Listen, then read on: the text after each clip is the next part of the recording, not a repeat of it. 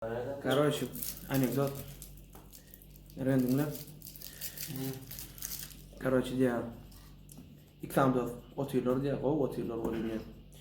Onun birinin tanışı geliyor da, onun belki onu tanan olabilir ama.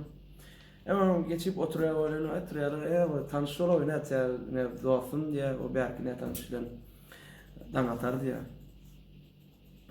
Dangatar ay bollu dangatar can ay böyle ay gurulur satıyorlar guluş diye satıyorlar oluyor. Bravo ay 3 saat geçse oluyor. Yani teyade gelen var ha. Yani dangatara yüzden çok böyle oluyor. Adım mutlu ya da.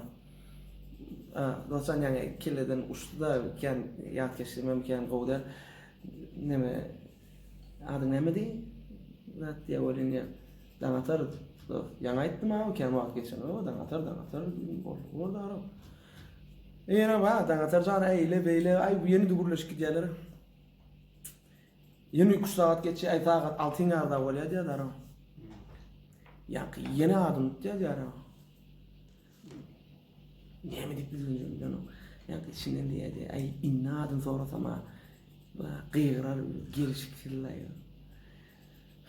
Neyse ama İmrdan kedi neydi?